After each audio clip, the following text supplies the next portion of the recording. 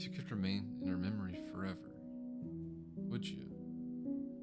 Encapsulated by what you envision as the best moment of your entire life. A time where everything was simple. It was carefree before it all came crashing down.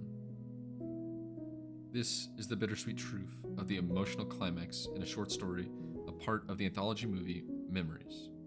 Released in Japan on December 23rd, 1995, Katsuhiro Otomo, Koji Morimoto, and Tensai Okamura each directed one of 3 independent short films in the anthology piece, bolstering aesthetic benchmarks in animation that presented some of the most intriguing stories. As a whole, the movie was met with critical praise and sparked a cult fandom that has kept the film alive in the eyes of modern media for almost 30 years now. While the films weren't technical game changers, they were instead perfect encapsulations of media and the popular ideals in the world occurring back then.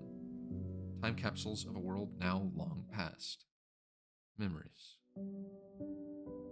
While each of these 3 stories is uniquely crafted in its own right, one has always stood out for the 3. It was heralded as a pure symphonic treat from start to finish, where despite running only 45 minutes, it can still be compared with the greatest anime productions in every single aspect from animation to storyline, as they marked it as a reason alone to see the film. But really, all of these shorts are amazing, tackling different topics in our culture in an interesting perspective, visually and narratively. So I would heavily recommend to check them all out if you haven't yet. Watching them all together as intended takes on a one-of-a-kind trip bouncing between one universe to another, and it's a different experience. But the first one is a film that has not only stood the test of time, but kickstarted one of the greatest anime directors' careers of all time. Satoshi Kon. Satoshi Kon is revered as one of the most influential minds in the creative world of anime and film, both of the entire world of these spheres of in-depth imagination and creativity.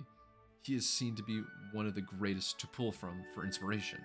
His rise from a kid in Hokkaido with a dream to become an animator, to attending Musashino Art University, to working alongside Katsuhiro Otomo on Domu and Akira, Satoshi was slowly building his repertoire for the films he had locked away in his imagination. Perfect Blue, Paprika, Millennium Actress, Tokyo Godfathers, all staples in modern media today. Many directors and writers draw immense inspiration from him, and we've seen it throughout different films and forms of media since his rise into the spotlight. All his mind-bending puzzles of imagination projected onto the screen for us to interpret and to take home with us. And his first major step and script debut came from the movie Memories, directed by Koji Morimoto, a perfect blending of sci-fi fantasy and reality. A truly amazing film. Magnetic Rose. It's a space opera. Not that one. But if you haven't seen it, I will be spoiling it, so go watch it. Really, I promise it's worth it. It's an amazing film. But here we go. Magnetic Rose takes great inspiration from Madame Butterfly in 2001: A Space Odyssey, where it serves as a tribute to their groundbreaking influence on theater and cinema, where Madame Butterfly is more of a direct hint, as its theme song serves as the ambient distress signal echoing from the space station they stumble upon in the far reaches of dead space. But let's take a couple steps back. We first open to the crew of the Korna, a scavenging space vessel harvesting and disposing of space trash. Essentially, space garbage men. Pilot Ivanov directs his co-pilot Oshima around a wreckage while our main characters harvest a satellite, being Captain Heinz Beckner and Miguel Castrella, a pair of engineers who couldn't be really farther apart characteristically, a family man and a womanizer. And this difference shows, as Heinz stands at the central progressor of the film, a hardworking man doing whatever it takes for his family back home on Earth, just someone doing their job to the best of their ability. Where unlike his companions, there's no real outlier of sin or ill will from his character. Ivanov's drinking, Oshima smoking, and Miguel's... With our limited time in this world, these subtle separations outline the dedicated and dependable Heinz as a good man of standing. They keep him slightly off the ground and lifted into a sphere of someone that's dependable, someone that you can look up to, a mask to be unveiled. Beckoned by a distress signal to a ship graveyard in dead space, Heinz and Miguel go in after the SOS call to find in the middle of all this rubble and wreckage, paradise. An entire mansion basking in luxury. Something out of a dream. An oasis. But the further they go in, the more it all slowly unravels. Luxurious goods crumble at their fingertips. Hallucinations pick at their minds. and the signal for the SOS is nothing more than mirage, a deceptive beauty torn apart by its own existence. The ever-true fickleness of time, seen in the memories of the past, unable to exist in the present. Yet, Miguel falls for the hallucinations of the ghost of the woman of the manor, Eva, an opera singer who escaped space to outrun her lover Carlos's death. Remaining isolated in her past success and riches, she ends up passing and leaving this relic as an oasis for others in search of an escape. Essentially, those lost souls that wander aboard her vessel, becoming trapped within her memories, a part of her identity. But for Heinz, his memories are what haunt him. His past is his pitfall. In his search for Miguel, Heinz finds himself raised before a faceless audience of applause. Sitting by, Eva approaches him and just straight up stabs him. The shock of death sends him back into his most treasured memory, back to his family on Earth, to his daughter, Emily. And he's happy. In this moment, a more genuine Heinz presents himself, no longer forced to act tough to hide the truth, to be the dependable one for the entire crew. He's where he wants to be. He's the father that he was drawn to be. But it unravels, as everything does in this mansion. One close look at the fine edges snaps Heinz back into reality. The family he knew, replaced with carbon, faceless copies, mirages of his memories.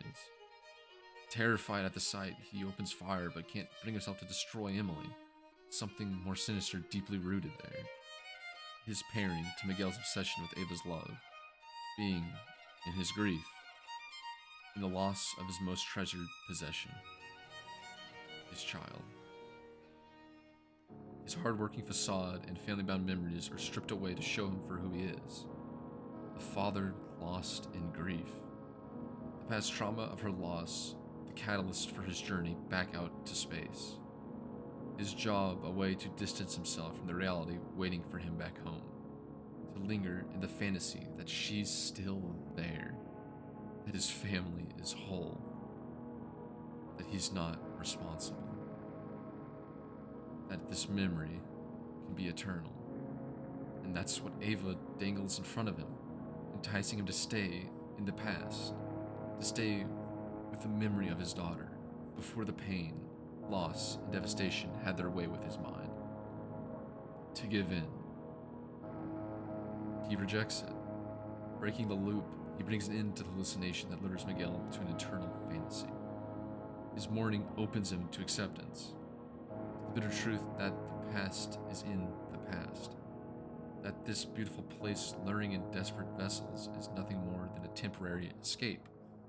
A fleeting bliss that leaves its caretakers scarred. Something oh so delicate to the eye, but so tantalizing to the hands. A magnetic rose. This film comprises something that's timeless. Real character growth. No, not that character. The sense that through the best or worst parts of your life, regardless of your efforts, they will come to pass. But to remain in that time before the bad, or during the good, and let the rest of the world pass you by, is to let the gift of living go to waste. To force yourself to remain honed in on this one moment in your lifetime. But it's not that easy for everyone to take their pace with life, as unfortunately, life is unfair. We all go through different trials and are born into varying circumstances. We're not given the same leg up to create such mystical memories, places to escape to and pull us out of a rut back into the race that is life.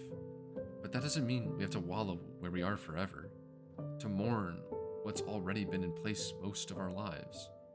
Sometimes you have to move on, let the emotions flow, and be kept as a memory to call back upon, not a dream to dwell upon. As that's how I'll remember this film, a fond memory. And if you've seen it or are about to watch it, let me know what you think.